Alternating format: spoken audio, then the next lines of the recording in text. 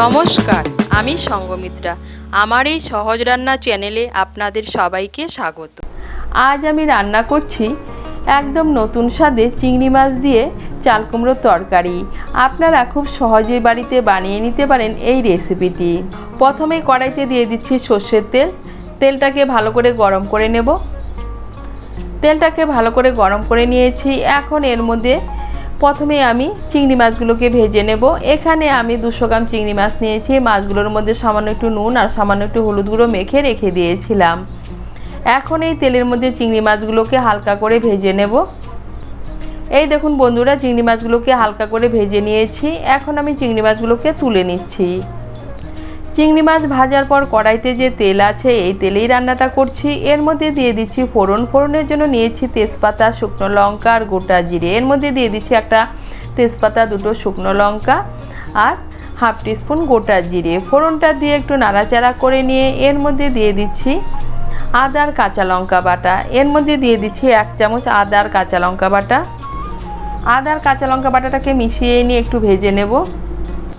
আদা আর কাঁচা লঙ্কা বাটাটাকে মিশিয়ে নিয়ে একটু ভেজে নিয়েছি। এখন এর মধ্যে দিয়ে দিচ্ছি গুঁড়ো মশলা। গুঁড়ো মশলার মধ্যে আমি নিয়েছি হাফ টিস্পুন হলুদ গুঁড়ো, হাফ টিস্পুন জিরে গুঁড়ো, হাফ টিস্পুন ধনে গুঁড়ো আর হাফ টিস্পুন লঙ্কা গুঁড়ো।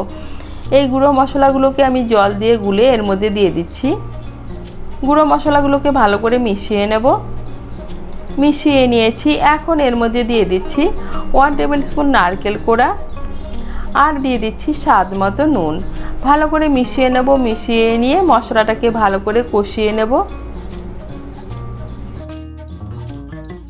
এই দেখুন মশলাটাকে ভালো করে কষিয়ে নিয়েছি। এখন এর মধ্যে দিয়ে দিচ্ছি কেটে রাখা চাল কুমড়ো। এখানে আমি একটা মাঝারি সাইজের কচি চাল কুমড়ো নিয়েছি। চাল কুমড়োটাকে আমি খোসা ছাড়িয়ে ছোট ছোট টুকরো করে কেটে নিয়েছি। চাল কুমড়োটাকে ভালো করে মিশিয়ে নেব। চাল কুমড়োটাকে ভালো করে মিশিয়ে নিয়েছি। এখন গ্যাসের আঁচটাকে মিডিয়াম করে 2 মিনিটের জন্য ঢেকে দেব। আঁচটাকে মিডিয়াম করে 2 মিনিটের জন্য ঢেকে দিয়েছিলাম। আর এই দেখুন কুমড়োটা অনেকটা মজে গিয়েছে। এখন গ্যাসের আঁচটাকে বাড়িয়ে মশলার সঙ্গে কুমড়োটাকে ভালো করে কষিয়ে নেব। গ্যাসের আঁচটাকে বাড়িয়ে মশলার সঙ্গে কুমড়োটাকে ভালো করে কষিয়ে নিয়েছি। এখন এর মধ্যে দিয়ে দিচ্ছি জল। আপনারা যেরকম ঝোল খাবেন সেই অনুযায়ী জল দেবেন। আমি এর মধ্যে 2 কাপ গরম জল দিচ্ছি। জলটাকে ভালো করে মিশিয়ে নেব। মিশিয়ে নিয়ে গ্যাসের আঁচটাকে মিডিয়াম করে 5-6 মিনিটের জন্য ঢেকে দেব কুমড়োটা সেদ্ধ হওয়ার জন্য।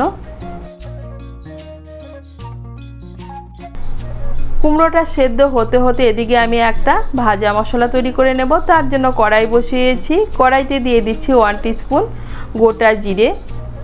জিরেটাকে আমি শুকনো খোলায় ভেজে নেব। এই দেখুন জিরেটাকে শুকনো খোলায় ভেজে নিয়েছি। এখন আমি জিরেটাকে নামিয়ে নেব। নামিয়ে গুঁড়ো করে নেব। আঁচটাকে মিডিয়াম করে 5-6 মিনিটের জন্য ঢেকে দিয়েছিলাম।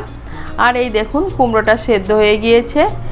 এখন একটু নাড়াচাড়া করে নিয়ে এর মধ্যে দিয়ে দিচ্ছি সামান্য একটু চিনি। চিনিটা অপশনাল, আপনারা যদি পছন্দ না করে না দিলেও চলবে। দিয়ে দিচ্ছি ভেজে রাখা চিংড়ি মাছগুলো। দিয়ে দিচ্ছি চিড়ে রাখা কাঁচা লঙ্কা আর দিয়ে দিচ্ছি ভাজা জিরের গুঁড়ো। ভালো করে মিশিয়ে নেব। মিশিয়ে নিয়ে গ্যাসের আঁচটাকে বাড়িয়ে আরও 2 মিনিটের মতো রান্না করে নেব।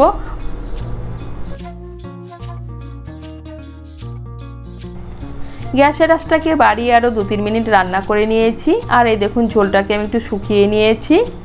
আর তৈরি হয়ে গেল চিংড়ি মাছ দিয়ে চাল কুমড়ো তরকারি।